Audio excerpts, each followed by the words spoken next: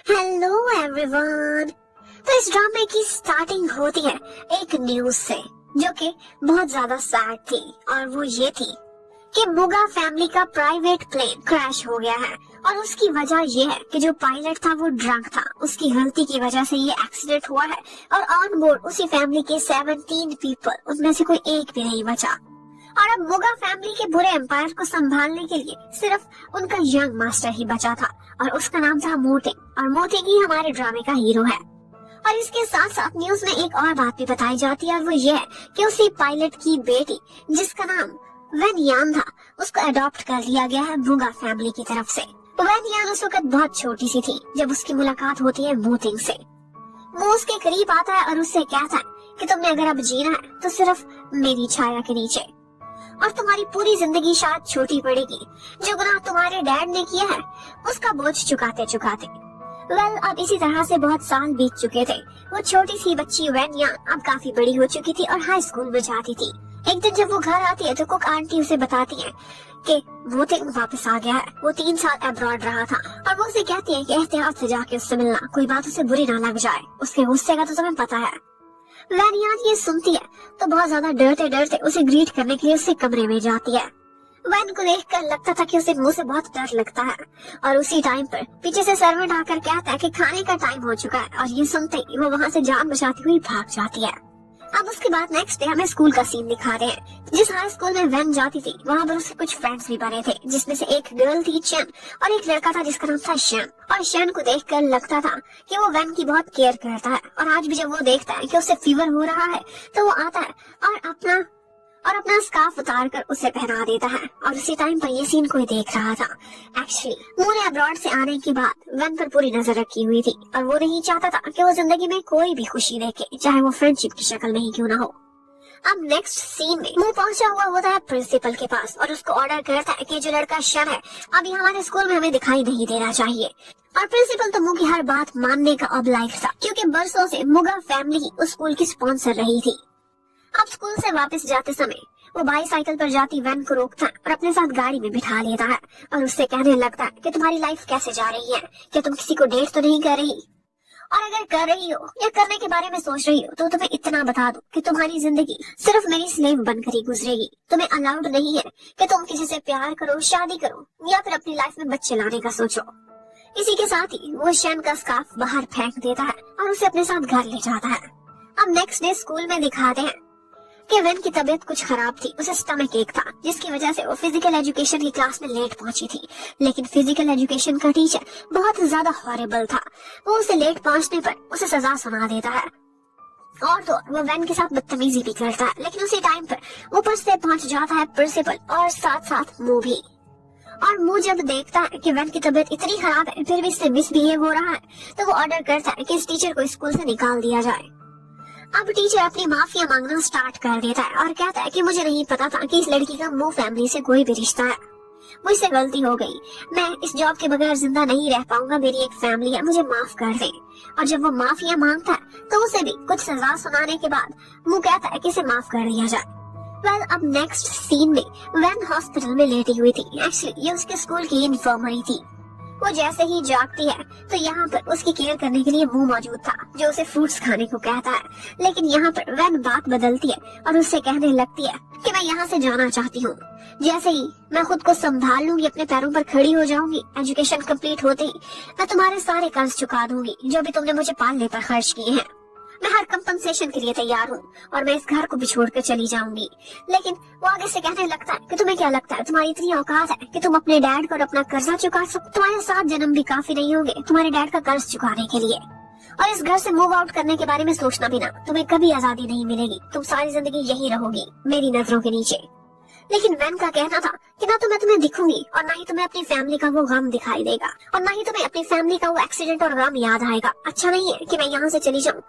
और वो जिद कर रही थी कि मैं हॉस्पिटल से भी जाना चाहती हूँ, लेकिन यहाँ पर वो उसे रोक लेता है और कहता है तुम्हारी तबीयत ठीक नहीं, तुम्हें पूरा ट्रीटमेंट लेना है। जब वो नहीं मानती तो वो उसे जबरदस्ती बेड पर लेटा देता है, और यहाँ पर एक रोमांटिक सा सीन क्रिएट हो गया था। अब वो उसे लेटे लेटे कह रहा था कि नर्स ने बोला तुम्हारी कंडीशन ठीक नहीं, जब तक तुम्हारी सारी मेडिसिन कंप्लीट नहीं होती तुम यहाँ से नहीं जा सकती, इसलिए आराम से यहाँ रेस्ट करो, तुम्हारा अच्छा ख्याल रखा जाएगा। और फिर इतने में ऊपर से चैन भी आ जाती है, जो कि ये सीन देखती है तो हैरान रह जाती है। उसे लगा था कि मू और वैन के बीच शायद कुछ चल रहा है। अब जैसे ही मू वहाँ से बाहर जाता है तो वो वैन से पूछने लगती है कि ये कौन है, और वैन उसे बताती है कि एक्चुअली ये मेरा गार्डियन है, हम एक ही घर में रहते हैं, अगर तुम इसे मेरा ब्रदर कहो तो शायद गलत नहीं होगा। और यहाँ पर चैन उससे कहने लगती है कि तुम्हें पता है मोटिंग हमारे स्कूल में कितना फेमस है, सारी लड़कियों का इस पर क्रश है, ये हमारा सीनियर हुआ करता था और ये इस स्कूल का स्पॉन्सर भी है, जिसकी वजह से लड़कियाँ इसके आगे पीछे घूमती हैं और तुम कितनी लकी हो कि इसी के ही घर में रहती हो। लेकिन यहाँ पर वैन बात बदलकर उससे कहने लगती है कि प्लीज मुझे यहाँ से किसी तरह बाहर निकालो, मेरा दम घुट रहा है। और चैन उसे वहाँ से चोरी चोरी बाहर निकालने में कामयाब हो जाती है। अब वो दोनों वहाँ से बाहर निकलकर स्कूल से बाहर जाने की प्लानिंग कर रहे थे कि यहीं पर ही वैन देखती है तो मुंह से माफी मांग रहा होता है। यहाँ पर मुंह एक कॉल सुनने के लिए दूसरी तरफ अपना फेस करता है तो वहीं पर ही वो टीचर एक खंजर निकालता है और चाकू के साथ उस पर हमला करने वाला था कि यहीं पर ही वैन दौड़ती हुई आगे आ जाती है और मुंह की जगह खुद वो घायल हो गई थी। उसने मुंह की जान बचाई थी। यहाँ पर मुंह उस टीचर को मारता है, वो तो भाग जाता है और उसके बाद वो वैन को उठाकर सीधा हॉस्पिटल लेकर जाता है।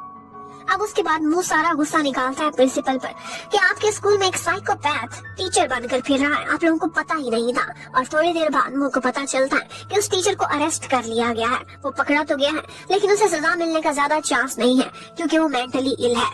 और उसके बाद प्रिंसिपल भी बहुत सारा अपोलोजाइज करता है मुंह से और वो उसे एक लास्ट चांस देकर छोड़ देता है। अब इतने में थोड़ी ही देर बाद इंफॉर्मेशन मिलती है मुंह को कि वैन बिल्कुल ठीक ठाक है, आउट ऑफ डेंजर है और जल्दी उसे वार्ड में शिफ्ट कर दिया जाएगा। अब थोड़ी देर बाद जैसे ही वैन की आंख खुलती है, वो होश में आती है तो देखती है कि उसके सामने वाली चेयर पर मुंह बैठा हुआ है। वो उसके उठते ही उसका ख्याल रखने लगता है, उसकी केयर कर रहा था और उसके लिए सूप भी लेकर बैठा हुआ था। वो सूप उसे पिलाने की कोशिश करता है लेकिन वो इतनी रिलक्टेंट थी कि अपने हाथ से खुद पीने की कोशिश करती है। वो उसे पहले डांटता भी है कि तुम्हें क्या जरूरत थी इन्फर्मरी से भागने की, देखा ना तुम मुसीबत में पड़ गई। अब वो सूप नहीं पी रही थी तो वो उसे ये भी कहता है कि क्या तुम्हें ये सूप पसंद नहीं या फिर मेरे साथ पीना पसंद नहीं।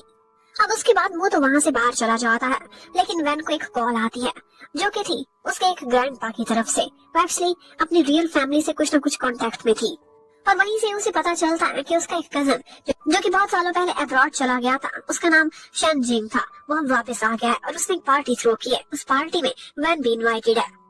अब ठीक होने के बाद वैन उस पार्टी में जाती है और वहाँ पर एक मेन सी लड़की थी जिसने उसके जूस में एक ड्रग मिला दी थी और वो पीते ही वो बेहोश होने लगती है। नेक्स्ट मॉर्निंग जैसे ही उसकी आंख खुलती है तो वो शन जिंग के बाजू में लेटी हुई थी, बहुत अजीब सी कंडीशन में। वो ये देखते ही काफी डर जाती है और वहाँ से निकल जाती है। जबकि उधर मुंह उसे अपने किसी बिजनेस के सिलसिले में अब्रॉड जाना था लेकिन यहाँ पर उसे एक फोटो मिलती है और वो फोटो थी शन जिंग की वैन के साथ। और इस कंडीशन में जब वो फोटो देखता है तो उसे बहुत गुस्सा आता है। वो तुरंत ही अपनी फ्लाइट कैंसिल करके घर की तरफ वापस चला जाता है। अभी तक लगता है कि वैन को उसी नशे वाली दवाई का असर था, वो ठीक होश में नहीं लग रही थी कि इतने में उसके पीछे मुंह भी आ जाता है और उसे गुस्सा और उस पर चिल्लाने लगता है, गुस्सा करने लगता है कि तुमने मेरे लिए उस नाइफ को ब्लॉक किया, अपनी जान खतरे में डाली, मुझे लगा था कि तुम में कुछ बदलाव आ रहा है लेकिन तुम बहुत गिरी हुई लड़की हो, तुम किसी के भी बेड में ऐसे घुस जाती हो।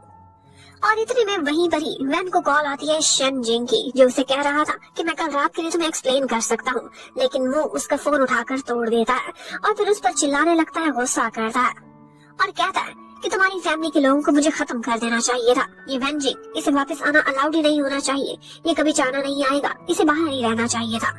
अब वैन बहुत डर जाती है, उसे लगता है कि ये शन जिंग को सजा देगा। वो जाती है और उसके सामने नील डाउन करके उसे कहने लगती है कि प्लीज उसे कोई नुकसान न पहुंचाना। लेकिन आगे से मुंह कहता है कि क्या तुम इस कंडीशन में हो कि मेरे सामने कोई टर्म्स रख सको। लेकिन जब वो बार बार रिक्वेस्ट करती है तो वो उसके सामने एक कॉन्ट्रैक्ट रखता है और कहता है कि इस पर साइन करो, उसके बाद ही मुझसे कोई रिक्वेस्ट करना। और जैसे ही वो कॉन्ट्रैक्ट देखती है तो वो मैरिज कॉन्ट्रैक्ट था। अब वो उसकी लीगली वाइफ बन चुकी थी लेकिन वो वाइफ कम और स्लेव ज्यादा थी। और उसके बाद मुंह ने वैन के सारे रिलेटिव्स को जो भी बच गए थे चाइना से बाहर भेज दिया था और अब उसे खुद भी अपने बिजनेस के सिलसिले में दोबारा अब्रॉड जाना होगा। और अब की बार जब वो जाएगा शायद 3 साल तक वापस नहीं आ पाएगा। जब वो जा रहा होता है तो वहीं पर ही हमें दिखाते हैं कि उसकी गाड़ी के पीछे पीछे वैन दौड़ रही थी। अब वो गाड़ी रुकवाता है और उसके पास आता है और यहाँ पर वो उसे यही रिक्वेस्ट करती है कि शैनजी को तो तुम बाहर भेज रहे हो, प्लीज मेंग याओ पर थोड़ी सी दया करो। लेकिन वो उसकी कोई बात भी नहीं सुनता और वहाँ से चला जाता है। अब इसी तरह से टाइम बीतता चला गया था। अब्रॉड में रहते हुए मो को 3 साल हो चुके थे। अब एक दिन वो अपनी एक मीटिंग अटेंड कर रहा था कि इसी बीच उसे एक कॉल आती है चाइना से और वो तुरंत ही मीटिंग एडजर्न कर देता है क्योंकि इस कॉल का लगता है उसे कई सालों से इंतजार था। वो कॉल थी वैन की। वो उसे कहता है कि तुमने मुझे 3 साल में पहली दफा कॉल किया है, कोई जरूरी बात होगी। और वो उसे यही रिक्वेस्ट करती है कि प्लीज मेरे कजन मैंग को वापस आने के लिए अलाउ कर दो। वो और उसकी फियांसी वापस आकर चाइना में सेटल होना चाहते हैं, उन्हें माफ कर दो, उनकी कोई गलती नहीं। और आगे से मुंह कहता है कि मैं भी 3 दिन में वापस आ रहा हूँ और तुम्हारी परफॉर्मेंस पर डिपेंड करता है। और फिर वो जब वापस आता है तो हमें दिखाते हैं कि मुंह के साथ एक लड़की भी थी जो कि देखकर काफी हैरानगी होती है। वो लड़की लगता है कि उसने वैन को जेलस कराने के लिए अपने साथ रखी हुई थी। वो लड़की तो होटल में चली जाती है और जाते जाते मुंह को कहती है कि मैं रात को तुम्हारा वेट करूंगी। अब जैसे ही मुंह अंदर जाता है तो वैन उसकी पूरी तरह से खिदमत कर रही थी जैसे कोई स्लेव करता है। तो यहाँ पर मुंह से कह देता है कि मैं तुम्हारी परफॉर्मेंस देखूंगा, फिर मेंग याओ के बारे में सोचूंगा, लेकिन शैनजी के बारे में कभी सोचना भी ना कि वो वापस आ सकता है। अब यहाँ पर वैन उससे कहती है कि हम डिवोर्स कब कर रहे हैं, आई थिंक 3 साल बीत चुके हैं, तुम्हें भी अपनी लाइफ आगे स्टार्ट करनी चाहिए, तुम्हारी गर्लफ्रेंड भी तुम्हारे साथ आई है। लेकिन वो कहने लगता है कि तुम्हें क्या लगता है कि वो शादी मैंने तुमसे इसलिए की है कि एक दिन तुम्हें आजाद कर दूंगा? नहीं, अब तुम सारी जिंदगी यहीं पर ही बंधी रहोगी। तो आगे से वैन कहने लगती है कि इस तरह से तुम सिर्फ मुझसे ही रिवेंज नहीं ले रहे बल्कि खुद को भी तुम एक रिवेंज ही दे रहे हो। तो आगे से वो कहने लगता है कि तुम इतनी इम्पोर्टेंट नहीं हो मेरी लाइफ में कि तुम्हारी वजह से मुझे कोई फर्क पड़ता हो। ये सुनकर वो वहाँ से जाने वाली थी कि वो उसे रोकता है और कहता है कि यहीं पर सब कुछ खत्म नहीं होता, मैं तुम्हारे साथ बेबीज भी चाहता हूँ ताकि तुम डिवोर्स के बारे में सोचो भी ना कि वो इसे जान छुड़ा सकती हो। अब उसके बाद सीन शिफ्ट होता है और हमें पता चलता है कि वैन एक जगह पर जॉब कर रही है और वहाँ पर जो उसका बॉस है वो बहुत मीन है। उसने वैन पर बुरी नजर रखी हुई थी और 1-2 दफा वो उसे जाकर सीड्यूस करने की भी कोशिश करता है कि तुम्हारी प्रमोशन कर दूंगा, आज आप मुझसे मिलने के लिए आओ। लेकिन आगे से वैन कह देती है कि आपने शायद मेरे बारे में सुना नहीं है, मैं मैरिड हूँ और आइंदा ऐसी बात नहीं करनी।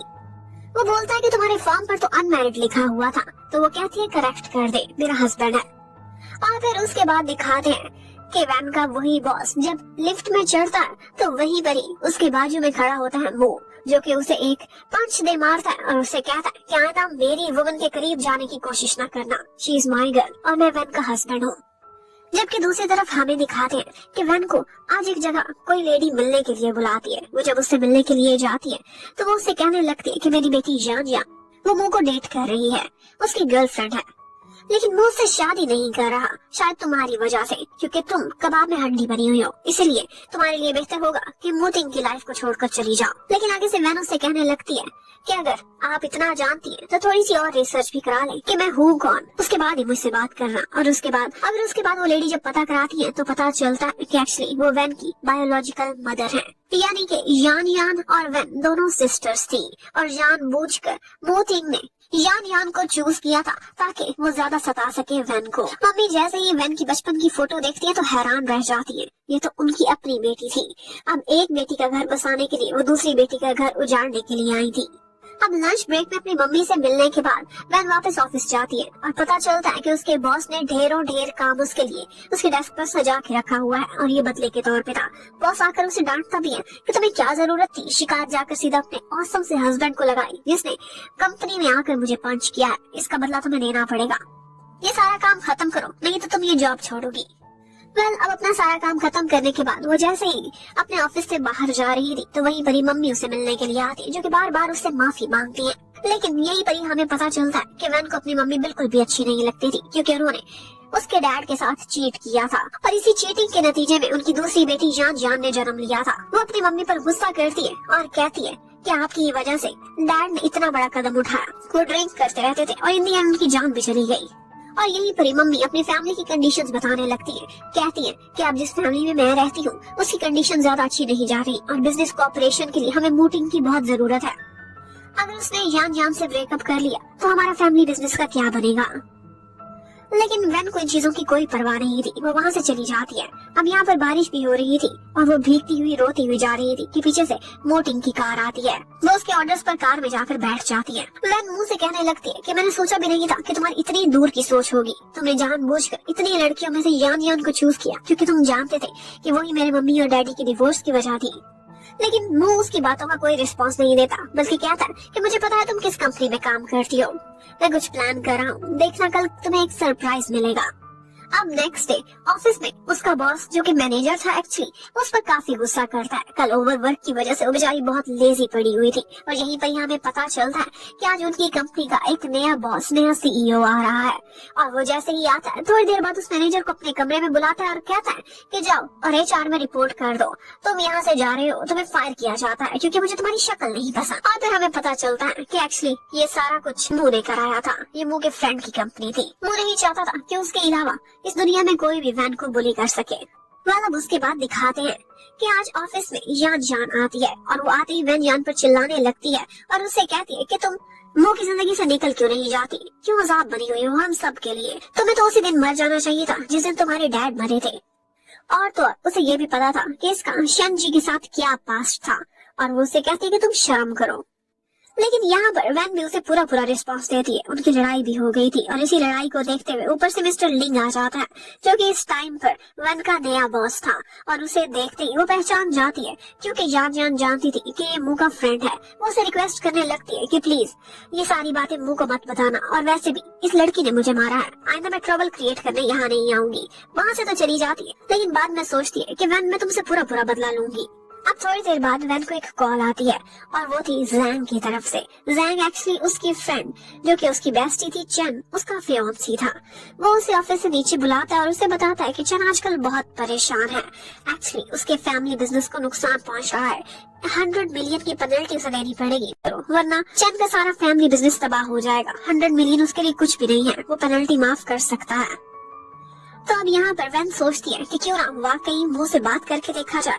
वो बहुत अच्छी टेबल सजाती है और आज डिनर पर उसे बुलाती है। एक दफा तो वो हैरान रह गया था लेकिन फिर उसे कहता है कि तुम्हें यकीनन कोई मतलब होगा, डायरेक्टली बताओ क्या चाहिए। तो वो आगे से उसे रिक्वेस्ट करने लगती है कि 100 मिलियन तुम्हारे लिए कुछ नहीं है लेकिन चैन के लिए बहुत बड़ी बात है, प्लीज उसका बिजनेस तबाह हो जाएगा, तुम उसको थोड़ा टाइम देकर देखो। लेकिन वो आगे से गुस्सा करने लगता है कि तुम्हें हर किसी की बहुत परवाह है, चैन की तो फिक्र हो रही है लेकिन मेरी कोई नहीं, तुम मेरे बारे में सोचती भी हो कि नहीं। और इतना कहकर वो उठकर चला जाता है गुस्से में। और यहाँ पर उसका असिस्टेंट, अब उसके जाने के बाद असिस्टेंट बताता है वैन को कि आज तो मिस्टर वू की बर्थडे थी, वो इतने खुश थे जब तुम्हारी तरफ से डिनर का सुना था। उसे लगा था कि वैन को याद होगा और उसे नहीं मेरे लिए स्पेशल डिनर अरेंज किया है। लेकिन जब आपने इस तरह की बात की, ऑफ कोर्स उन्होंने गुस्सा तो करना था, आप सबकी परवाह करती है सिवाय मिस्टर वू के, इसीलिए आप लोगों का रिश्ता खराब हो रहा है। अब ये सुनते ही वैन को हैरानगी होने लगती है कि आज वू का बर्थडे है और मुझे याद भी नहीं।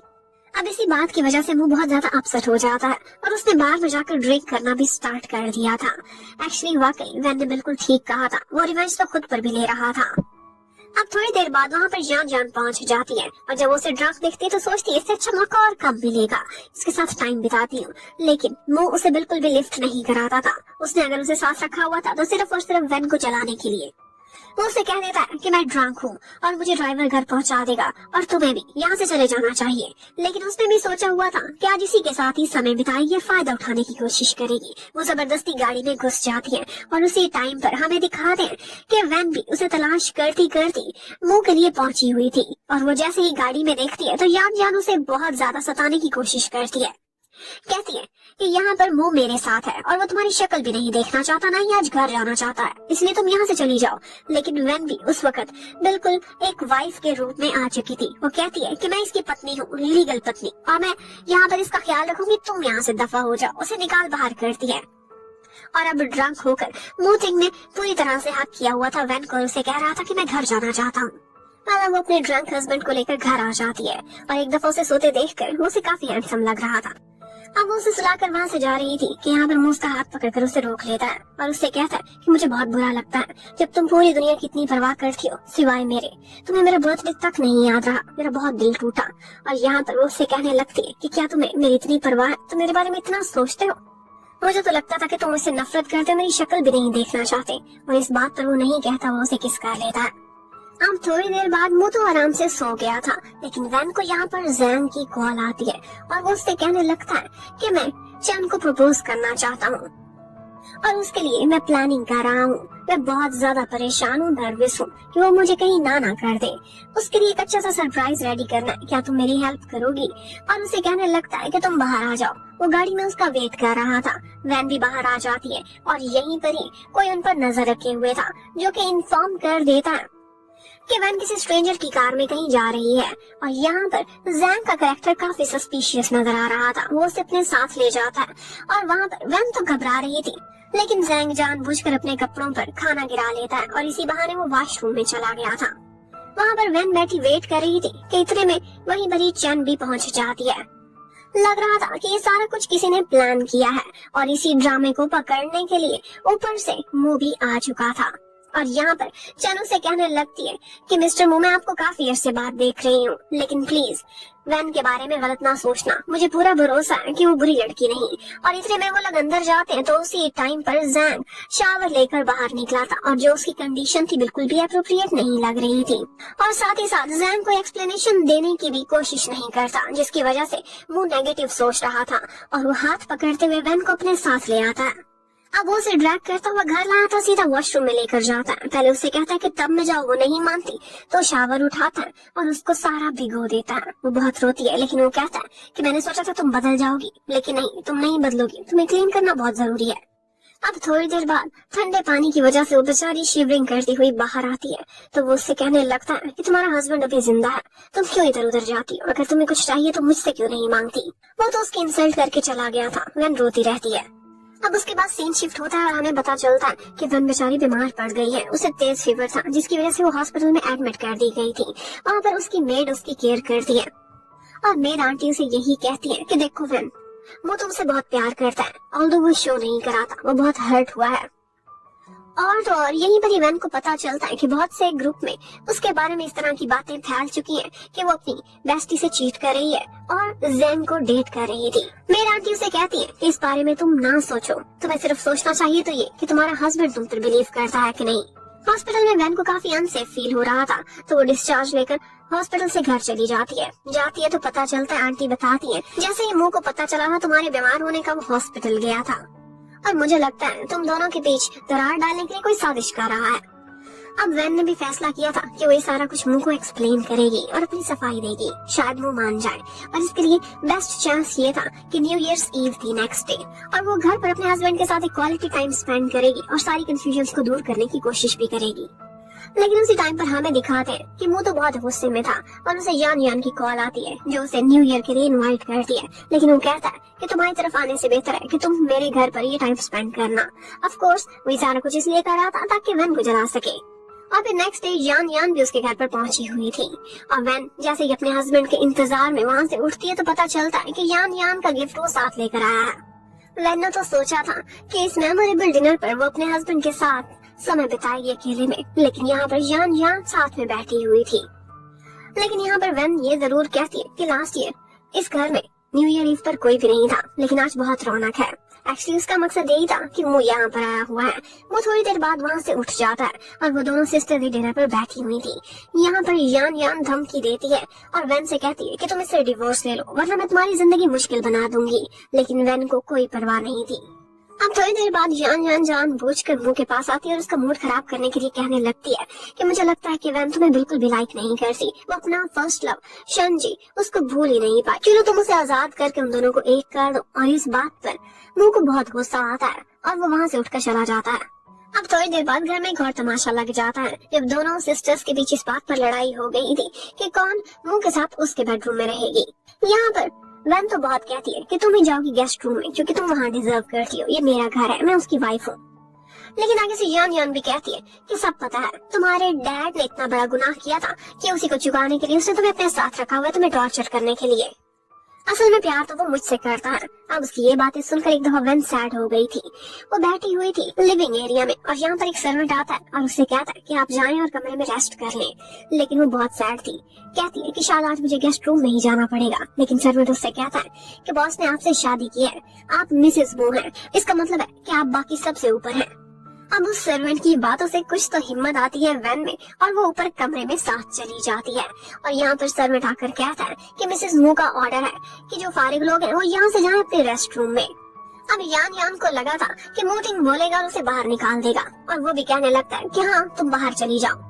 यान बहुत खुश हुई थी, लेकिन वो बोलने लगता है कि मैंने ये वैन के लिए नहीं तुम्हारे लिए कहा है, तुम जाओ गेस्ट रूम में, मेरी वाइफ मेरे साथ रहेगी। पर अब जब वैन कमरे में अकेली रह गई थी तो यहाँ पर मूटिंग उससे कहने लगता है कि वाकई तुम्हारा फर्स्ट लव शेनजी था, उसे भुलाना इतना ही मुश्किल है क्या, तुम उसके पास वापस जाना चाहती हो। लेकिन इस बात पर वैन का भी मूड खराब हो जाता है और वो उसे मनाने की बजाय चुपचाप सो जाती है। अब थोड़े दिनों बाद हमें मूटिंग को दिखाते हैं। उसने लगता है कि ये बात बहुत ज्यादा दिल पर ले ली थी। जो भी वाकया उस दिन जैंग के साथ रात को हुआ था, इसकी वजह से वो वैन पर बहुत शक भी कर रहा था। वो अक्सर ड्रंक रहता था, रात को लेट घर आता था और आज भी वो घर जब वापस आता है तो उसकी हालत बहुत खराब थी। वैन उसे संभालती है और उसे शावर में ले जाकर छोड़ देती है। वो खुद बाहर जा रही थी, पर वो जैसे ही वहाँ से बाहर जा रही थी तो पानी की वजह से उसका पैर स्लिप हो जाता है और वो सीधी जाकर लैंड करती है मुंह की बाहों में। मुंह भी ड्रंक था, रेजिस्ट नहीं करता और उसे किस कर लेता है और फिर हमें दिखाते हैं कि वो लोग अपनी नाइट इकट्ठे स्पेंड करते हैं। नेक्स्ट मॉर्निंग जैसे ही वैन उठती है तो वो देखकर हैरान रह गई थी। उसे पता चलता है कि वो वर्जन थी, यानी कि 3 साल पहले जो कुछ भी शन जियान के साथ था वो कुछ भी नहीं था। अब वो मुंह से कोई बात करने की कोशिश करती है, लेकिन मुंह दोबारा से बिल्कुल कोल्ड बिहेव कर रहा था और मुंह से कहता है कि तुम ये ना सोचना कि मैं दोबारा कभी भी तुम्हें टच करूंगा, मैं बस कल ड्रंक था। तो यहाँ पर वैन उससे कहने लगती है कि क्या तुम मुझसे इतनी नफरत करते हो? अगर मैं कहूँ कि मेरा फर्स्ट टाइम था जो कि मैंने तुम्हें दिया है, तो आगे से मुंह उसका मजाक उड़ाने लगता है और कहता है कि शन उसके साथ 3 साल पहले क्या हुआ था जिसकी वजह से मैंने तुम्हारे साथ मैरिज सर्टिफिकेट साइन किया था, भूल गई हो क्या? और उसके बाद उसे जैंग वाली बात भी याद दिलाने लगता कि उस दिन भी तुम उसके साथ कमरे में पकड़ी गई थी, तुम इस तरह की बातें कहने की नर्व्स कैसे रखती हो? लेकिन वो आगे से बोलने लगती है कि क्या मैंने तुमसे कभी पूछा कि तुम्हारे और जान के बीच में क्या कुछ हो चुका है? लेकिन आगे से वो कहने लगता है और मेरी लाइफ तुम्हारे गिर्द रिवॉल्व करती है। ये कहती हुई वहाँ से उठ जाती है और उसी टाइम पर मुंह भी देखता है तो उसे लगने लगता है कि शायद ये वाकई सच बोल रही थी क्योंकि बेड पर स्टेन था। अब वो उसे एक बहाने से रोक लेता है और कहता है कि तुम्हें कल मेरे साथ एक एग्जीबिशन में जाना होगा, वहाँ पर तुम्हारा ये ड्रेस डिजाइन किया हुआ है। अब नेक्स्ट डे वो लोग एग्जीबिशन पर जाते हैं तो वहाँ पर चैन भी पहुंची हुई थी और वो यहाँ पर वैन से पूछने लगती है कि क्या तुम खुद आई हो या फिर मूटिंग तुम्हें लेकर आया है? वो बोलती है मूटिंग, तो वो कहने लगती है कि ये तुम्हारे लिए एक साजिश थी। एक्चुअली ये कोई एग्जीबिशन नहीं है, बल्कि यहाँ पर एंगेजमेंट सेरेमनी हो रही है और वो भी शनजी की। शनजी को अब्रॉड से वापस चाइना बुला लिया गया था, लेकिन इस शर्त पर कि वो आते ही एंगेजमेंट करेगा। और यहाँ पर उसकी ब्राइड ने जो ड्रेस पहना हुआ था वही था जो कि एक्चुअली वैन ने डिजाइन किया था।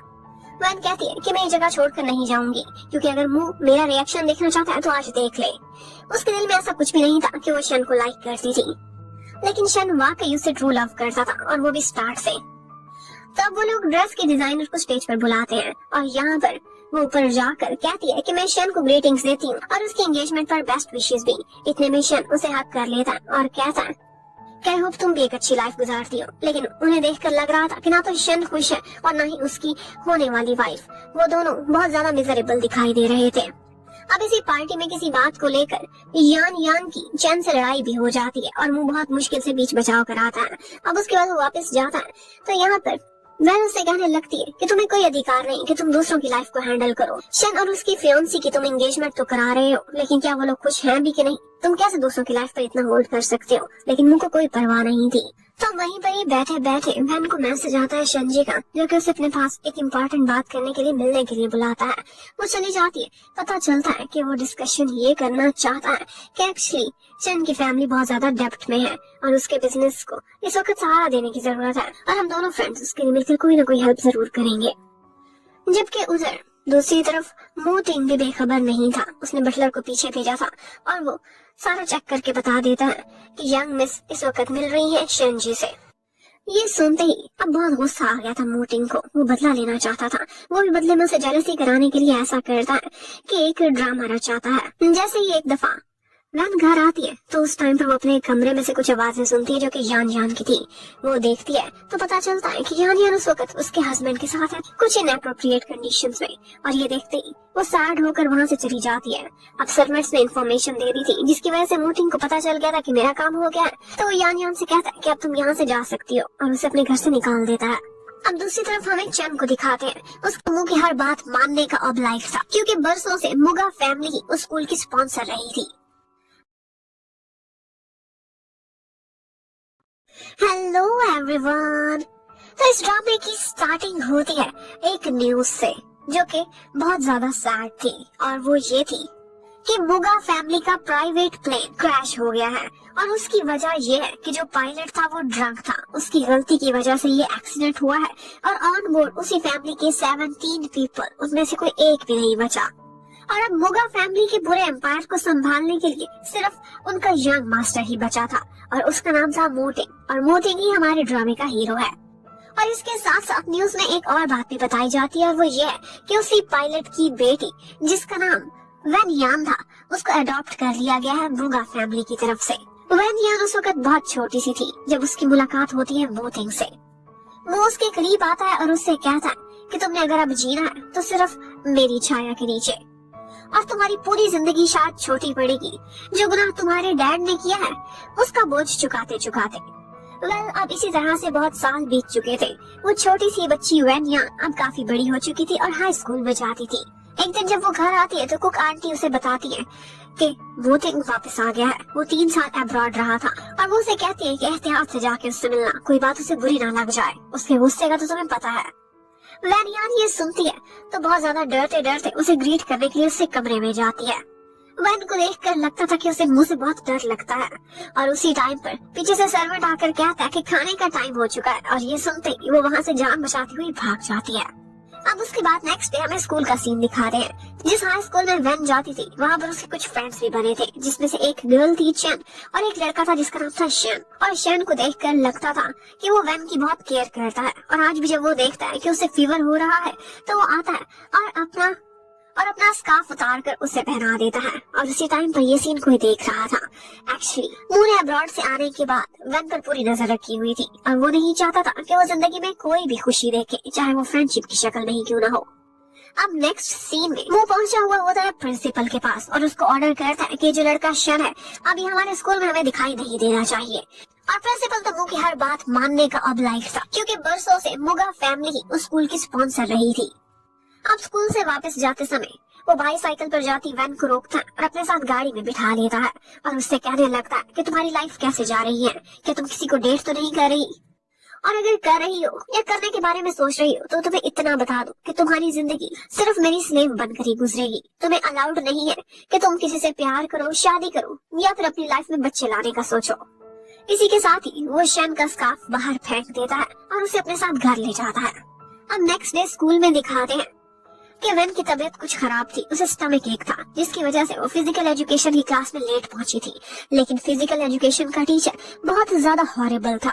वो उसे लेट पहुंचने पर उसे सजा सुना देता है, और तो वो वैन के साथ बदतमीजी भी करता है। लेकिन उसी टाइम पर ऊपर से पहुंच जाता है प्रिंसिपल, और साथ साथ मुंह भी। और वो जब देखता है कि वैन की तबीयत इतनी खराब है फिर भी इससे मिसबिहेव हो रहा है, तो वो ऑर्डर करता है कि इस टीचर को स्कूल से निकाल दिया जाए। अब टीचर अपनी माफिया मांगना स्टार्ट कर देता है और कहता है कि मुझे नहीं पता था कि इस लड़की का मुंह फैमिली से कोई भी रिश्ता है, मुझसे गलती हो गई, मैं इस जॉब के बगैर जिंदा नहीं रह पाऊंगा, मेरी एक फैमिली है, मुझे माफ कर दे। और जब वो माफिया मांगता है तो उसे भी कुछ सजा सुनाने के बाद वो कहता है कि इसे माफ कर दिया जाए। अब नेक्स्ट सीन में वैन हॉस्पिटल में लेटी हुई थी। एक्चुअली ये उसके स्कूल की इन्फर्मरी थी। वो जैसे ही जागती है तो यहाँ पर उसकी केयर करने के लिए मुंह मौजूद था जो उसे फ्रूट्स खाने को कहता है। लेकिन यहाँ पर वैन बात बदलती है और उससे कहने लगती है कि मैं यहाँ से जाना चाहती हूँ, जैसे ही मैं खुद को संभाल लूंगी, अपने पैरों पर खड़ी हो जाऊंगी, एजुकेशन कंप्लीट होते ही मैं तुम्हारे सारे कर्ज चुका दूंगी जो भी तुमने मुझे पालने पर खर्च किए हैं। मैं हर कंपनसेशन के लिए तैयार हूँ और मैं इस घर को भी छोड़कर चली जाऊंगी। लेकिन वो आगे से कहने लगता है कि तुम्हें क्या लगता है तुम्हारी इतनी औकात है कि तुम अपने डैड को और अपना कर्जा चुका सको? तुम्हारे 7 जन्म भी काफी नहीं होंगे तुम्हारे डैड का कर्ज चुकाने के लिए। और इस घर से मूव आउट करने के बारे में सोचना भी ना, तुम्हें कभी आजादी नहीं मिलेगी, तुम सारी जिंदगी यही रहोगी मेरी नजरों के नीचे। लेकिन वैन का कहना था कि ना तो मैं तुम्हें दिखूंगी और ना ही तुम्हें अपनी फैमिली का वो गम दिखाई देगा और ना ही तुम्हें अपनी फैमिली का वो एक्सीडेंट और गम याद आएगा। अच्छा नहीं है कि मैं यहाँ से चली जाऊँ। और वो जिद कर रही थी कि मैं हॉस्पिटल से भी जाना चाहती हूँ, लेकिन यहाँ पर वो उसे रोक लेता है और कहता है तुम्हारी तबीयत ठीक नहीं, तुम्हें पूरा ट्रीटमेंट लेना है। जब वो नहीं मानती तो वो उसे जबरदस्ती बेड पर लेटा देता है और यहाँ पर एक रोमांटिक सा सीन क्रिएट हो गया था। अब वो उसे लेटे लेटे कह रहा था कि नर्स ने बोला तुम्हारी कंडीशन ठीक नहीं, जब तक तुम्हारी सारी मेडिसिन कंप्लीट नहीं होती तुम यहाँ से नहीं जा सकती, इसलिए आराम से यहाँ रेस्ट करो, तुम्हारा अच्छा ख्याल रखा जाएगा।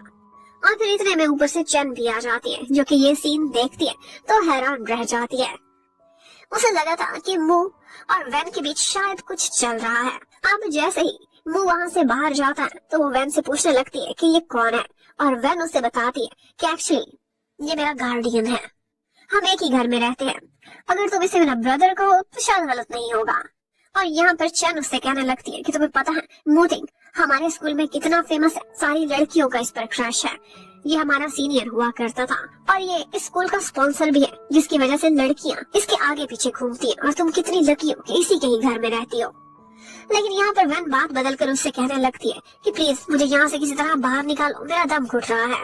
और शैन उसे वहाँ से चोरी चोरी बाहर निकालने में कामयाब हो जाती है। अब वो दोनों वहाँ से बाहर निकलकर स्कूल से बाहर जाने की प्लानिंग कर रहे थे कि यही पर ही वैन देखती है तो मुंह से माफी मांग रहा होता है। यहाँ पर मुंह एक कॉल सुनने के लिए दूसरी तरफ अपना फेस करता है तो वहीं पर ही वो टीचर एक खंजर निकालता है और चाकू के साथ उस पर हमला करने वाला था कि यहीं पर ही वैन दौड़ती हुई आगे आ जाती है और मुंह की जगह खुद वो घायल हो गई थी। उसने मुंह की जान बचाई थी। यहाँ पर मुंह उस टीचर को मारता है, वो तो भाग जाता है और उसके बाद वो वैन को उठाकर सीधा हॉस्पिटल लेकर जाता है। अब उसके बाद मुंह सारा गुस्सा निकालता है प्रिंसिपल पर कि आपके स्कूल में एक साइकोपैथ टीचर बनकर फिर रहा है, आप लोगों को पता ही नहीं था। और थोड़ी देर बाद मुंह को पता चलता है कि उस टीचर को अरेस्ट कर लिया गया है। वो पकड़ा तो गया है लेकिन उसे सजा मिलने का ज्यादा चांस नहीं है क्योंकि वो मेंटली इल है। और उसके बाद प्रिंसिपल भी बहुत सारा अपोलोजाइज करता है मुंह से और वो उसे एक लास्ट चांस देकर छोड़ देता है। अब इतने में थोड़ी ही देर बाद इंफॉर्मेशन मिलती है मुंह को कि वैन बिल्कुल ठीक ठाक है, आउट ऑफ डेंजर है और जल्दी उसे वार्ड में शिफ्ट कर दिया जाएगा। अब थोड़ी देर बाद जैसे ही वैन की आंख खुलती है, वो होश में आती है तो देखती है कि उसके सामने वाली चेयर पर मुंह बैठा हुआ है। वो उसके उठते ही उसका ख्याल रखने लगता है, उसकी केयर कर रहा था और उसके लिए सूप भी लेकर बैठा हुआ था। वो सूप उसे पिलाने की कोशिश करता है लेकिन वो इतनी रिलक्टेंट थी कि अपने हाथ से खुद पीने की कोशिश करती है। वो उसे पहले डांटता भी है कि तुम्हें क्या जरूरत थी इन्फर्मरी से भागने की, देखा ना तुम मुसीबत में पड़ गई। अब वो सूप नहीं पी रही थी तो वो उसे ये भी कहता है कि क्या तुम्हें ये सूप पसंद नहीं या फिर मेरे साथ पीना पसंद नहीं।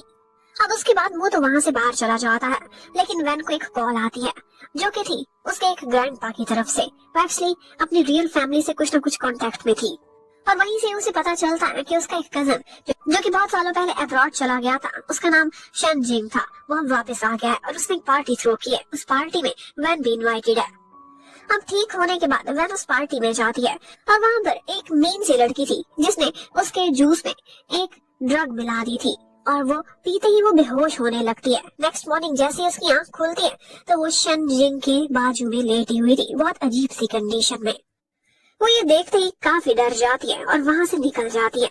जबकि उधर मुंह उसे अपने किसी बिजनेस के सिलसिले में अब्रॉड जाना था लेकिन यहाँ पर उसे एक फोटो मिलती है और वो फोटो थी शन जिंग की वैन के साथ। और इस कंडीशन में जब वो फोटो देखता है तो उसे बहुत गुस्सा आता है। वो तुरंत ही अपनी फ्लाइट कैंसिल करके घर की तरफ वापस चला जाता है।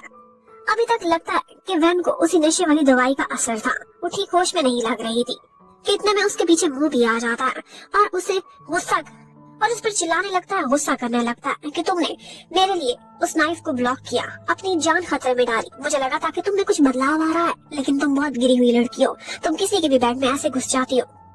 और इतने में वहीं पर ही वैन को कॉल आती है शन जिंग की जो उसे कह रहा था कि मैं कल रात के लिए तुम्हें एक्सप्लेन कर सकता हूँ, लेकिन वो उसका फोन उठाकर तोड़ देता है और फिर उस पर चिल्लाने लगता है, गुस्सा करता है और कहता है कि तुम्हारी फैमिली के लोगों को मुझे खत्म कर देना चाहिए था। ये वैन जिंग, इसे वापस आना अलाउड ही नहीं होना चाहिए, ये कभी जाना नहीं आएगा, इसे बाहर ही रहना चाहिए था। अब वैन बहुत डर जाती है, उसे लगता है कि ये शन जिंग को सजा देगा। वो जाती है और उसके सामने नील डाउन करके उसे कहने लगती है कि प्लीज उसे कोई नुकसान न पहुंचाना। लेकिन आगे से मुंह कहता है कि क्या तुम इस कंडीशन में हो कि मेरे सामने कोई टर्म्स रख सको। लेकिन जब वो बार बार रिक्वेस्ट करती है तो वो उसके सामने एक कॉन्ट्रैक्ट रखता है और कहता है कि इस पर साइन करो, उसके बाद ही मुझसे कोई रिक्वेस्ट करना। और जैसे ही वो कॉन्ट्रैक्ट देखती है तो वो मैरिज कॉन्ट्रैक्ट था। अब वो उसकी लीगली वाइफ बन चुकी थी, लेकिन वो वाइफ कम और स्लेव ज्यादा थी। और उसके बाद मू ने वैन के सारे रिलेटिव्स को, जो भी बच गए थे, चाइना से बाहर भेज दिया था। और अब उसे खुद भी अपने बिजनेस के सिलसिले में दोबारा अब्रॉड जाना होगा। और अब की बात जब वो जाएगा, शायद 3 साल तक वापस नहीं आ पाएगा। जब वो जा रहा होता है तो वहीं पर ही हमें दिखाते हैं कि उसकी गाड़ी के पीछे पीछे वैन दौड़ रही थी। अब वो गाड़ी रुकवाता है और उसके पास आता है, और यहाँ पर वो उसे यही रिक्वेस्ट करती है कि शैनजी को तो तुम बाहर भेज रहे हो, प्लीज मेंग याओ पर थोड़ी सी दया करो। लेकिन वो उसकी कोई बात भी नहीं सुनता और वहाँ से चला जाता है। अब इसी तरह से टाइम बीतता चला गया था। अब्रॉड में रहते हुए मू को 3 साल हो चुके थे। अब एक दिन वो अपनी एक मीटिंग अटेंड कर रहा था कि इसी बीच उसे एक कॉल आती है चाइना से, और वो तुरंत ही मीटिंग एडजर्न कर देता है, क्योंकि इस कॉल का लगता है उसे कई सालों से इंतजार था। वो कॉल थी वैन की। वो उसे कहता है कि तुमने मुझे 3 साल में पहली दफा कॉल किया है, कोई जरूरी बात होगी। और वो उसे यही रिक्वेस्ट करती है कि प्लीज मेरे कजन मैंग को वापस आने के लिए अलाउ कर दो। वो और उसकी फियांसी वापस आकर चाइना में सेटल होना चाहते हैं, उन्हें माफ कर दो, उनकी कोई गलती नहीं। और आगे से मुंह कहता है कि मैं भी 3 दिन में वापस आ रहा हूँ और तुम्हारी परफॉर्मेंस पर डिपेंड करता है। मुंह से माफी मांग रहा होता है। यहाँ पर मुंह एक कॉल सुनने के लिए दूसरी तरफ अपना फेस करता है, तो वहीं पर ही वो टीचर एक खंजर निकालता है और चाकू के साथ उस पर हमला करने वाला था कि यहीं पर ही वैन दौड़ती हुई आगे आ जाती है और मुंह की जगह खुद वो घायल हो गई थी। उसने मुंह की जान बचाई थी। यहाँ पर मुंह उस टीचर को मारता है, वो तो भाग जाता है और उसके बाद वो वैन को उठाकर सीधा हॉस्पिटल लेकर जाता है। अब उसके बाद मुंह सारा गुस्सा निकालता है प्रिंसिपल पर कि आपके स्कूल में एक साइकोपैथ टीचर बनकर फिर रहा है, आप लोगों को पता ही नहीं था। और थोड़ी देर बाद मुंह को पता चलता है कि उस टीचर को अरेस्ट कर लिया गया है। वो पकड़ा तो गया है, लेकिन उसे सजा मिलने का ज्यादा चांस नहीं है क्योंकि वो मेंटली इल है। और उसके बाद प्रिंसिपल भी बहुत सारा अपोलोजाइज करता है मुंह से और वो उसे एक लास्ट चांस देकर छोड़ देता है। अब इतने में थोड़ी ही देर बाद इंफॉर्मेशन मिलती है मुंह को कि वैन बिल्कुल ठीक ठाक है, आउट ऑफ डेंजर है और जल्दी उसे वार्ड में शिफ्ट कर दिया जाएगा। अब थोड़ी देर बाद जैसे ही वैन की आंख खुलती है, वो होश में आती है तो देखती है कि उसके सामने वाली चेयर पर मुंह बैठा हुआ है। वो उसके उठते ही उसका ख्याल रखने लगता है, उसकी केयर कर रहा था और उसके लिए सूप भी लेकर बैठा हुआ था। वो सूप उसे पिलाने की कोशिश करता है, लेकिन वो इतनी रिलक्टेंट थी कि अपने हाथ से खुद पीने की कोशिश करती है। वो उसे पहले डांटता भी है कि तुम्हें क्या जरूरत थी इन्फर्मरी से भागने की, देखा ना तुम मुसीबत में पड़ गई। अब वो सूप नहीं पी रही थी तो वो उसे ये भी कहता है कि क्या तुम्हें ये सूप पसंद नहीं या फिर मेरे साथ पीना पसंद नहीं। अब उसके बाद मुंह तो वहां से बाहर चला जाता है, लेकिन वैन को एक कॉल आती है जो कि थी उसके एक ग्रैंडपा की तरफ से। वो एक्चुअली अपनी रियल फैमिली से कुछ ना कुछ कांटेक्ट में थी और वहीं से उसे पता चलता है कि उसका एक कजन जो कि बहुत सालों पहले अब्रॉड चला गया था, उसका नाम शन जिंग था, वो अब वापस आ गया है और उसने एक पार्टी थ्रो की है। उस पार्टी में वैन भी इनवाइटेड है। अब ठीक होने के बाद वैन उस पार्टी में जाती है और वहां पर एक मीन सी लड़की थी जिसने उसके जूस में एक ड्रग मिला दी थी और वो पीते ही वो बेहोश होने लगती है। नेक्स्ट मॉर्निंग जैसे ही उसकी आंख खुलती है तो वो शन जिंग के बाजू में लेटी हुई थी, बहुत अजीब सी कंडीशन में। वो ये देखते ही काफी डर जाती है और वहां से निकल जाती है, जबकि उधर मुंह उसे अपने किसी बिजनेस के सिलसिले में अब्रॉड जाना था, लेकिन यहाँ पर उसे एक फोटो मिलती है और वो फोटो थी शन जिंग की वैन के साथ। और इस कंडीशन में जब वो फोटो देखता है तो उसे बहुत गुस्सा आता है। वो तुरंत ही अपनी फ्लाइट कैंसिल करके घर की तरफ वापस चला जाता है। अभी तक लगता है कि वैन को उसी नशे वाली दवाई का असर था, वो ठीक होश में नहीं लग रही थी। कितने में उसके पीछे मुंह भी आ जाता है और उसे गुस्सा और उस पर चिल्लाने लगता है, गुस्सा करने लगता है कि तुमने मेरे लिए उस नाइफ को ब्लॉक किया, अपनी जान खतरे में डाली। मुझे लगा था कि तुम में कुछ बदलाव आ रहा है, लेकिन तुम बहुत गिरी हुई लड़की हो, तुम किसी के भी बेड में ऐसे घुस जाती हो। और इतने में वहीं पर ही वैन को कॉल आती है शन जिंग की, जो उसे कह रहा था कि मैं कल रात के लिए तुम्हें एक्सप्लेन कर सकता हूँ, लेकिन मुंह उसका फोन उठाकर तोड़ देता है और फिर उस पर चिल्लाने लगता है, गुस्सा करता है और कहता है कि तुम्हारी फैमिली के लोगों को मुझे खत्म कर देना चाहिए था। ये वैन जिंग, इसे वापस आना अलाउड ही नहीं होना चाहिए, ये कभी चाइना नहीं आएगा, इसे बाहर ही रहना चाहिए था। अब वैन बहुत डर जाती है, उसे लगता है कि ये शन जिंग को सजा देगा। वो जाती है और उसके सामने नील डाउन करके उसे कहने लगती है कि प्लीज उसे कोई नुकसान ना पहुंचाना, लेकिन आगे से मुंह कहता है कि क्या तुम इस कंडीशन में हो कि मेरे सामने कोई टर्म्स रख सको। लेकिन जब वो बार बार रिक्वेस्ट करती है तो वो उसके सामने एक कॉन्ट्रैक्ट रखता है और कहता है कि इस पर साइन करो, उसके बाद ही मुझसे कोई रिक्वेस्ट करना।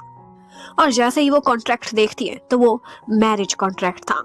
अब वो उसकी लीगली वाइफ बन चुकी थी, लेकिन वो वाइफ कम और स्लेव ज्यादा थी।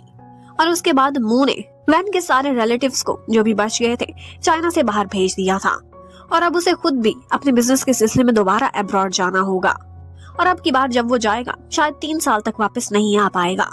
जब वो जा रहा होता है तो वहीं पर ही हमें दिखाते हैं कि उसकी गाड़ी के पीछे पीछे वैन दौड़ रही थी। अब वो गाड़ी रुकवाता है और उसके पास आता है और यहाँ पर वो उसे यही रिक्वेस्ट करती है कि शेनजी को तो तुम बाहर भेज रहे हो, प्लीज मेंग याओ पर थोड़ी सी दया करो। लेकिन मू उसकी कोई बात भी नहीं सुनता और वहां से चला जाता है। अब इसी तरह से टाइम बीतता चला गया था। अब्रॉड में रहते हुए मू को 3 साल हो चुके थे। अब एक दिन वो अपनी एक मीटिंग अटेंड कर रहा था कि इसी बीच उसे एक कॉल आती है चाइना से और वो तुरंत ही मीटिंग एडजर्न कर देता है क्योंकि इस कॉल का लगता है उसे कई सालों से इंतजार था। वो कॉल थी वैन की। वो उसे कहता है कि तुमने मुझे 3 साल में पहली दफा कॉल किया है, कोई जरूरी बात होगी।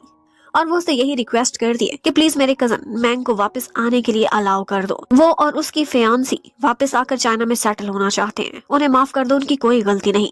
और आगे से मुंह कहता है कि मैं भी 3 दिन में वापस आ रहा हूँ और तुम्हारी परफॉर्मेंस पर डिपेंड करता है। डैड बहुत ज्यादा बीमार थे, हॉस्पिटलाइज थे और यहाँ पर उसके पास पैसों की बहुत कमी थी, जिसकी वजह से वैन अपनी सेविंग्स सारी उसी पर ही खर्च कर देती है और उसकी हेल्प करती है। यहाँ पर शेनजी भी आया हुआ था और ये तीनों फ्रेंड्स मिलकर फिर इकट्ठे खाना खाने चले जाते हैं। और इस वक्त मोटिंग भी उन पर नजर रखे हुए था और मोटिंग उसी वक्त कॉल कर देता है शेनजी की फियांसी को, जो कि तुरंत ही वहां पहुंच जाती है उन तीनों फ्रेंड्स की लंच डेट को खराब करने के लिए। उसके बाद वैन एक दिन अपने घर पर बैठी हुई थी, अचानक से वो सूप पीने लगती है तो उसे फिश की स्मेल बहुत बुरी लगती है, उसे वॉमिटिंग हो रही थी।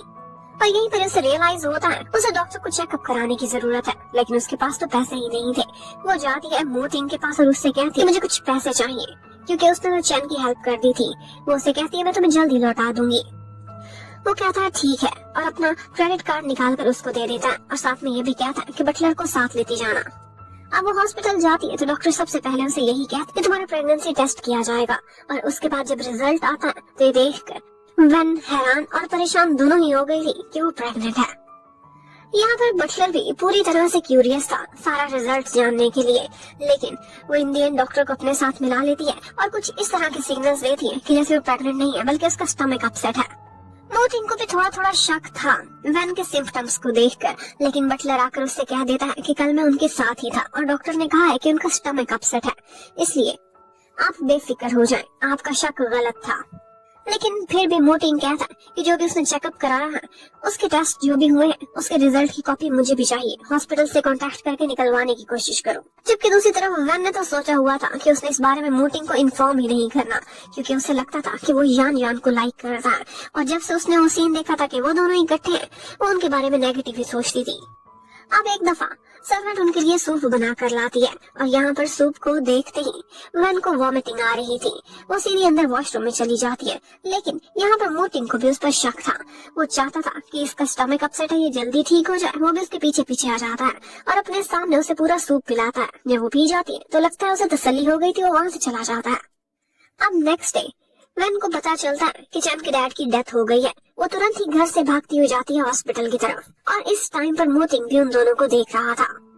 वहाँ पर शेनजी भी था। एक दफा शेनजी साइड पर जाता है तो मोटिंग उससे मिलता है कि मैंने तुम्हें वार्न किया था कि मेरी वाइफ से फासला रखना। और यहाँ पर शेनजी भी उससे कहने लगता है कि वाइफ नहीं, तुम उसे टॉर्चर करते एक स्लेव बना कर रखा हुआ है। तो आगे से मोटिंग कहने लगता है कि वो जो भी है जैसी भी है मेरी है, और ये भी मत सोचना कि अगर मैं कल को उसे छोड़ भी दूं तो भी उसे तुम्हारे करीब आने दूंगा। तुम और वो इम्पॉसिबल है। दूसरी तरफ हमें वैन को दिखाते हैं। वो एक दिन मिलने के लिए जाती है चैन से और उसे पता चलता है कि उसके पुराने एड्रेस पर जहाँ पर अब चैन रहती है एक लेटर आया है और वो लेटर था किसी मिस्टर लाओशिन की तरफ से। और ये वो मिस्टर थे जो कि उसके डैड के साथ काम करते थे और उस लेटर में यही लिखा हुआ था कि तुम्हारे डैड इनोसेंट थे, इवन कि वो खुद एक विक्टिम है, उनकी कोई गलती नहीं थी उस प्लेन क्रैश में। और साथ ही साथ दूसरी बात हमें यह भी पता चलती है कि चैन को एक बहुत अच्छी जबरदस्ती जगह पर जॉब मिल गई है और उसकी सैलरी भी बहुत अच्छी है। एक्चुअली ये सारा कुछ भी मोटिंग नहीं इनडायरेक्टली कराया था। वो उसकी कंपनी की हेल्प नहीं कर सकता था क्योंकि ये उसके बिजनेस के रूल्स के खिलाफ था, लेकिन उसने इनडायरेक्टली चैन की हेल्प जरूर करी थी। अब उसके बाद रात को हमें डिनर के टाइम पर दिखाते हैं। यहाँ पर बहुत सी ऐसी फूड थी जो कि फेवरेट थी। यहाँ पर आज मोटिंग ने एक ऐसा डिनर प्रिपेयर कराया था जो कि फेवरेट था वैन का, लेकिन आज उसका ये चीजें खाने को मन ही नहीं कर रहा था। पर ये सारी फूड एक्चुअली उसके लिए बहुत ज्यादा न्यूट्रिशियस थी और उसके स्टमक के लिए भी बहुत अच्छी। तो यहाँ पर मोटिंग को पता था कि अगर ये ऐसे नहीं खाएगी तो इसे चिढ़ाना पड़ेगा। वो यही कहता है तुम इस वजह से नहीं खा रही क्योंकि मैं लेकर आया हूँ। और ये सुनते ही यहाँ पर वैन वो खाना खाने लग जाती है सिर्फ उसे चिढ़ाने के लिए। और यहाँ पर वो उसका फेस भी क्लीन करता है। उसे ऐसे खाती बहुत क्यूट लग रही थी। अब नेक्स्ट डे चंद्र वैन के साथ उसी जगह पर जाती है जहाँ से वो लेटर आया था उसके डैड के बारे में। वो उस एड्रेस को फॉलो करती हुई वहाँ पहुँच तो गई थी, लेकिन पता चलता है कि जिस मिस्टर ने ये लेटर लिखा है वो अब यहाँ से मूव कर चुके हैं, लेकिन उनका कुछ सामान जरूर वहाँ पड़ा है। और वो जब सामान की चेकिंग करती है तो वहाँ से उसे कुछ न कुछ सबूत जरूर हाथ लग जाते हैं, जिसे ये लग रहा था कि उसके डैड इनोसेंट साबित हो सकते हैं। अब वो बहुत खुश थी यही सोच के कि उसके डैड एटलीस्ट इनोसेंट थे और उसके कॉन्शियस पर अब कोई बोझ नहीं है कि उनकी वजह से लोग मरे थे। जबकि दूसरी तरफ मोटिंग को दिखाते हैं, वो ऑफिस में बैठा हुआ था और उसने तब से लेकर अब तक यान यान को बुलाया भी नहीं था। और यान यान भी अपनी बिजनेस डील से रिलेटेड बहुत परेशान थी, तो आज पहुंच जाती है उसके ऑफिस में उसे सीड्यूस करने की कोशिश करती है, पर मोटिंग उसकी तरफ दोबारा मुंह करके भी नहीं देखता और जाते जाते उसे कह जाता है कि अगर यहाँ बैठना है तो कपड़े पहन कर बैठो, मैं तो मीटिंग में चला। इतने में जब वो उसके ऑफिस में खड़ी हुई थी बुरा सा मुंह बनाकर, तो वहीं पर ही एक डिलीवरी आती है। एक इम्पोर्टेंट डॉक्यूमेंट थी और वो थी वही जो प्रेगनेंसी की रिपोर्ट थी। हॉस्पिटल से उसकी कॉपी से निकलवा ली थी, लेकिन इससे पहले कि वो कॉपी मोटिंग देखता, यहाँ पर यान देख लेती और उसे बहुत गुस्सा आता है और उसका मन करता है कि वो जाए और वैन को खत्म ही कर दे। उधर से वैन की मम्मी को भी बहुत फिक्र थी। वो यान से पूछती है कि क्या बात बनी, क्या मोटिंग माना हमारी कंपनी के साथ कोऑपरेट करने के लिए, लेकिन पहले ही यान बहुत गुस्से में थी, वो कॉल काट देती है। तो अब थोड़ी देर बाद मम्मी वैन से मिलने के लिए पहुंच जाती है। उसे मनाने की बहुत कोशिश करती है, लेकिन वो बात ही नहीं सुन रही थी। इतने में जैसे ही वो जाने लगती है, मम्मी उसे कहती है कि मैं कैंसर पेशेंट हूँ, प्लीज एक दफा मेरी बात तो सुन लो। और ये सुनते ही बेचारी वैन का दिल पिघल जाता है। वो जाती है मम्मी के साथ बैठ जाती है। आखिर वो उसकी रियल मम्मी थी, उसका बचपन उन्हीं के साथ गुजरा था। पहले तो मम्मी उसे बचपन की बहुत सारी बातें बताती है और फिर मानती भी है कि मुझसे गलती हुई थी, मुझे तुम्हें इस तरह से छोड़कर नहीं जाना चाहिए था। अब मैं एक डाइंग पर्सन हूँ, प्लीज मुझ पर थोड़ी सी दया खाओ। और वे बहाने से उसे अपनी कहानी भी सुना देती है और साथ में एक शर्त भी रख देती है। कहती है कि मैं एक्सेप्ट करती हूँ कि तुम मुंह की वाइफ हो और मैं चाहती हूँ कि यान मुंह की लाइफ से दूर चली जाए, इसीलिए आजकल मैं उसे फासले पर ही रखती हूँ। अगर तुम प्लीज मुंह को मना सको कि वो एक बिजनेस डील हमारे साथ साइन कर ले, तो मैं यान को कभी मुंह के करीब भी नहीं आने दूंगी। अब ये बात सुनकर एक दफा गुस्सा तो बहुत आता है वैन को, लेकिन फिर वो वहाँ से चली जाती है। और दूसरी तरफ हमें पता चलता है कि मम्मी ने अपनी नकली की कैंसर की रिपोर्ट बनाई हुई थी। वो बहुत शातिर इंसान थी। मोटिंग जैसे ही घर पर आता है, फ्रेश होकर आया था, तो वैन उससे बात करने लगती है। कहती है कि जियान फैमिली, आप उनसे बिजनेस डील नहीं साइन कर रहे। आज मम्मी मेरे पास आई थी और उन्होंने साफ साफ मेरे सामने यही शर्त रखी है कि मैं यान को मुंह की लाइफ से निकाल दूंगी और कभी भी दखल नहीं देने दूंगी तुम दोनों के दरमियान, अगर ये डील साइन करा दो तो। अब ये सुनते ही एक दफा मोटिंग को तो खुशी काफी होती है। उसे कहने लगता है कि क्या तुम ये जेलसी में कर रही हो, क्या वाकई तुम चाहती हो कि मैं यान से फासला रखा कर, कहीं तुम मेरे लिए फॉल तो नहीं चाहिए था। अब मैं एक डाइंग पर्सन हूँ, प्लीज मुझ पर थोड़ी सी दया खाओ। और वे बहाने से अपनी कहानी भी सुना देती है और साथ में एक शर्त भी रख देती है। कहती है कि मैं एक्सेप्ट करती हूँ कि तुम मुंह की वाइफ हो और मैं चाहती हूँ कि यान मुंह की लाइफ से दूर चली जाए, इसीलिए आजकल मैं उसे फासले पर ही रखती हूँ। अगर तुम प्लीज मुंह को मना सको कि वो एक बिजनेस डील हमारे साथ साइन कर ले, तो मैं यान को कभी मुंह के करीब भी नहीं आने दूंगी। अब ये बात सुनकर एक दफा गुस्सा तो बहुत आता है वैन को, लेकिन फिर वो वहाँ से चली जाती है। और दूसरी तरफ हमें पता चलता है कि मम्मी ने अपनी नकली की कैंसर की रिपोर्ट बनाई हुई थी। वो बहुत शातिर इंसान थी। मोटिंग जैसे ही घर पर आता है, फ्रेश होकर आया था, तो वैन उससे बात करने लगती है। कहती है कि जियान फैमिली, आप उनसे बिजनेस डील नहीं साइन कर रहे। आज मम्मी मेरे पास आई थी और उन्होंने साफ साफ मेरे सामने यही शर्त रखी है कि मैं यान को मुंह की लाइफ से निकाल दूंगी और कभी भी दखल नहीं देने दूंगी तुम दोनों के दरमियान, अगर ये डील साइन करा दो तो। अब ये सुनते ही एक दफा मोटिंग को तो खुशी काफी होती है। उसे कहने लगता है कि क्या तुम ये जेलसी में कर रही हो, क्या वाकई तुम चाहती हो कि मैं यान से फासला रखा कर, कहीं तुम मेरे लिए फॉल तो नहीं कर चुकी। और फिर बोल देता है कि मैं कंसीडर करूंगा इस बारे में, क्योंकि मेरी वाइफ कह रही है। अब थोड़ी देर बाद हमें दिखाते हैं कि एक दफा वैन वही लेटर पढ़ रही थी और सबूत देख रही थी, जिसमें था कि उसके डैड इनोसेंट है और मोटिंग भी ये सब देख लेता है। वो उससे कहने लगता है कि कोई सॉलिड प्रूफ्स नहीं है और अगर तुम समझती हो कि ये सब दिखाने के बाद तुम मुझसे जान छुड़ा सकती हो, तो ये पॉसिबल नहीं है। तुम्हारे पास सिर्फ एक ही तरीका है मुझसे जान छुड़ाने का, और वो ये है कि अगर तुम मुझे एक बेबी दे दो तो वो बेबी मुझे दो और खुद आजाद हो जाओ। वेल अब यहाँ से सीन शिफ्ट होता है और हमें दिखाते हैं कि वैन नेक्स्ट डे अपने ऑफिस में थी। वहाँ पर उसे कॉल आती है शैन की, जो कि उससे मिलने के लिए नीचे बुला रहा था। वो नीचे जाती है तो वो उससे कहता है कि तुम मुझे सच सच बताओ कि क्या तुम्हारी लाइफ में मेरे लिए कोई भी जगह है, तुम मेरे लिए फीलिंग्स रखती हो, या फिर तुम उसी मोटिंग के साथ ही अपनी जिंदगी बिताना चाहती हो। वैन उसे सब कुछ क्लियर कर देती है, कहती है कि मेरे दिल में तुम्हारे लिए कोई फीलिंग्स नहीं, मैं और मोटिंग हमारा रिश्ता बहुत पुराना है, मैंने अपना सारा टाइम उसी के साथ गुजारा है जब से मैंने होश संभाला है। हम लोग बेशक एक दूसरे से लड़ते झगड़ते हो, लेकिन लगता है एक दूसरे के बगैर नहीं रह पाएंगे। और साथ ही साथ वो उसे कह देती है कि तुम मेरे बहुत अच्छे फ्रेंड हो और मैं हमेशा तुम्हारी बेस्ट फ्रेंड भी रहूंगी और अच्छी लिसनर भी। और ये कहती हुई वो उसके दिल से सारी बातों को क्लियर करके एक दफा उसे लास्ट हक करती एज अ फ्रेंड। और उसी टाइम पर यान की भी अपनी मम्मी से लड़ाई हो गई थी। वो गुस्से में ड्राइव करती हुई आ रही थी वैन को तलाश करते हुए। जब सामने उसे इस तरह से खड़ा देखती तो उसे इतना गुस्सा आता कि वो सीधी अपनी गाड़ी उसी में ही टकरा देती है। अब यहाँ पर वैन बेचारी बहुत बुरी तरह से जख्मी हो गई थी। नेक्स्ट सीन में वो हॉस्पिटल में थी और पता चलता है कि उसका मिसकैरेज भी हो चुका है। अब वो बहुत सैड होती है। यहाँ पर शैन भी बहुत परेशान हो रहा था कि ना तो मैं नीचे बुलाता ना ही ये एक्सीडेंट होता। और फिर ऊपर से गुस्से से भरा हुआ मोटिंग भी पहुंच जाता है, जो कि पहले तो अपनी वाइफ के साथ शैन को देखता है तो गुस्से से और भी लाल पीला हो जाता है। और जैसे ही उसे पता चला था कि उसका मिसकैरेज हो गया है तो वो और भी ज्यादा चिल्लाता है और शैन पर भी गुस्सा करता है। उसे इस बात का बहुत गुस्सा था कि क्या वैन ने मुझे इस काबिल भी नहीं समझा कि मुझसे ये बात ही शेयर कर लेती, मैं उसका इतना ख्याल रखता कि एक्सीडेंट होता भी ना। अब वो दोनों हस्बैंड वाइफ इसी बात पर आपस में लड़ाई कर रहे थे कि यहाँ पर शैन खामोशी से निकल जाता है और जाते जाते उसने एक लास्ट लेटर नर्स को दे दिया था जो कि वैन के नाम पर था। और जब वैन वो लेटर देखती है तो वो बहुत सैड हो जाती है। शैन जी ने उसमें यही लिखा था कि मैं समझ सकता हूँ तुम दोनों का रिश्ता बहुत कॉम्प्लिकेटेड है और मैं गिल्टी हूँ कि मेरे साथ की वजह से तुम्हें इतना बड़ा नुकसान उठाना पड़ा, और मैं आज के बाद कभी भी तुम्हारी लाइफ में नजर नहीं आऊंगा। तुम्हें मैं अपने दिल से निकाल दूंगा, समझूंगा बस एक सुंदर सा सपना था और तुम भी मुझे भुला देना। और इसके साथ ही वो उनकी लाइफ से बहुत दूर चला जाता है। जबकि थोड़ी देर बाद वहाँ पर शैन मिलने के लिए आती है और वैन से पूछने लगती है कि किसने एक्सीडेंट किया था। तो वो कहती है मैंने क्लियरली देखा था कि वहाँ पर गाड़ी जान चला रही थी। लेकिन शैन कहती है जहाँ तक मैं जानती हूँ इस केस के अंदर उन्होंने अपने ड्राइवर को डाल दिया है और सारे इल्जाम उस पर डालकर जान तो क्लियर हो चुकी है, क्योंकि उस वक्त कोई क्लियर प्रूफ नहीं था कि वो गाड़ी जान ही चला रही थी। मोटिंग भी मिलने के लिए जाता है यान की मम्मी से और वो उनसे सॉरी भी करती है और कहती है कि हम अपने ड्राइवर को पूरी सजा देंगे जिसका भी वो हकदार है। लेकिन अपनी बेटी यान को उन्होंने बचा लिया था बहुत चालाकी से। मोटिंग भी कह देता है कि ठीक है, बस ये बात मीडिया पर आउट नहीं होनी चाहिए वरना हमारी कंपनीज को बहुत ज्यादा नुकसान पहुंचेगा। अब वैन जैसे ही डिस्चार्ज होकर घर वापस पहुंचती है तो उसे पता चलता है कि वो केस इस तरह ही चल रहा है कि बस ड्राइवर की गलती बना दी गई है। वो बहुत ज्यादा गुस्से में आ जाती है और उसका सारा गुस्सा था मोटिंग पर कि उसने ठीक से इन्वेस्टिगेशन ही नहीं कराई।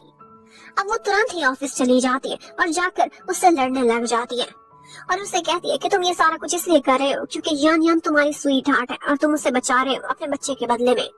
यहाँ पर मोटिंग उससे कहने लगता है कि तुम ये सब बातें मुझसे कर सकती हो, मुझे क्या तुमसे ज्यादा तकलीफ नहीं है? मुझे तो डबल तकलीफ है कि तुमने मुझे इस काबिल भी नहीं समझा कि बता ही देती बच्चे के बाप को। तुम मेरे से नफरत करती हुई अलग बात है, लेकिन इस सब में तुम्हें हमारे बेबी को नहीं लाना चाहिए था। और बस इसी बात पर वो दोनों आपस में बहुत ज्यादा लड़ाई करते हैं और इस लड़ाई का कोई एंड नहीं होता। इन दी एंड लड़ते हुए वो दोनों वहाँ से चले गए थे। अब पहले ही बेचारी इतनी बीमार थी और उसके बाद इस ट्रॉमा से निकल चुकी थी, पर ऊपर से और भी टेंशन्स खा रही थी जिसकी वजह से वैन की हेल्थ आजकल ठीक नहीं रहती थी। उसके बॉस ने भी फील किया था। वो उससे कहता है कि तुम थोड़े दिनों की छुट्टी ले लो। और इतने में ऑफिस में यान भी पहुंच जाती है जो कि ऊपर से उससे बहुत ज्यादा सिंपैथीज दिखा रही थी कि मुझे तुम्हारे नुकसान पर बहुत अफसोस है। लेकिन बाद में जाते जाते उसके गले लगकर उसे कहती है कि हाँ मैंने ही तुम्हें टक्कर मारी थी, तुम्हारे बच्चे की कातिल मैं हूँ और मम्मी भी ये जानती है। अब ये बात सुनते ही जो बेचारी पहले इतने डिप्रेशन में थी वो चिल्लाने लगती है और उसे एक फाइल उठाकर दे मारती है। अब ये फाइल सीधी जाकर बीच में आए बॉस को लग गई थी जिसकी वजह से उनका सर फट गया था और ये वीडियो पूरे सोशल मीडिया पर वायरल भी हो जाती है जब ऑफिस वालों ने ये सारी लड़ाई कैप्चर कर ली थी। अब वो जैसे ही घर पहुंचती है तो मोटिंग उससे पूछने लगता है कि इतना बड़ा तमाशा करने की क्या जरूरत थी, क्यों तुमने अपने बॉस का सर ही फाड़ दिया? पता है इसकी वजह से हमारी कंपनी की कितनी बदनामी हो रही है। और वैन तो अपनी जगह गुस्से में थी। वो कहती है बस तुम्हें बदनामी की फिक्र है, अगर नहीं फिक्र तो सिर्फ मेरी। और ये कहती हुई वो नाराज होकर घर छोड़कर चली जाती है। अब वो गुस्से में घर से बाहर तो चली गई थी, लेकिन बीच रास्ते वो कोलैप्स कर जाती है और यहीं पर उसकी फ्रेंड शैन उसे देख लेती है, जो कि तुरंत उसे हॉस्पिटल लेकर जाती है। पता चलता है कि उसकी हैवी ब्लीडिंग की वजह से अब उसकी जान खतरे में है और उसे इस वक्त सर्जरी की जरूरत है। लेकिन सर्जरी के लिए उस पेपर पर साइन करने हैं किसी रिलेटिव ने। अब वो कॉल करती और मोटिंग को बुलाती है। मोटिंग जैसे ही सुनता है वो परेशान हो जाता है और गाड़ी भगाता हुआ उधर पहुंच जाता है। रास्ते में उसने बहुत सारे सिग्नल भी तोड़े थे और गाड़ी भी ठोकी थी, लेकिन वो हॉस्पिटल में बहुत ज्यादा तड़प रहा था और डॉक्टर से कहता है मुझे और कुछ भी नहीं चाहिए, सिर्फ मेरी वैन की जान बच जानी चाहिए। चंद अब जब उसे इस हालत में देखती है तो उससे कहने लगती है कि मैं समझ सकती हूँ कि तुम वैन से प्यार तो करते हो, लेकिन तुम्हारा प्यार थोड़ा अजीब सा है। अगर तुम उसकी जान की इतनी ही परवाह करते हो तो उससे खुश क्यों नहीं रखते? तुम लोग अपनी मिसअंडरस्टैंडिंग्स क्लियर करो और दोबारा से अपनी लाइफ स्टार्ट करो। और फिर उसके बाद डॉक्टर आता है और मोटिंग को बताता है कि तुम्हारी वाइफ की जान बचा ली गई है। अब उसकी हालत खतरे से बाहर थी और यहीं पर ही मोटिंग को रियलाइज होता है कि आज वो अपनी लाइफ की सबसे प्रीशियस चीज को खोने वाला था, जिसकी उसे एडिक्शन हो चुकी थी, और वो थी वैन, उसकी वाइफ। अब वो जब होश में आती है तो मोटिंग उससे अपोलोजाइज करता है और उससे कहता है कि आज मैंने बहुत करीब से देखा है अपने सबसे बड़े डर को, और वो ये है कि तुम्हें खो देना। और वैन भी उसे माफ कर देती है, पर शर्त ये रखती है कि आज के बाद तुम मुझसे कोई बात नहीं छुपाओगे और न ही मैं तुमसे। और वो वादा करता है कि यान को तो मैं अपने साए के करीब भी नहीं आने दूंगा। अब वो हॉस्पिटल में उसका बहुत अच्छे से ख्याल रखता था, हमेशा उसको टाइम पर खाना खिलाता था, उसकी केयर करता था।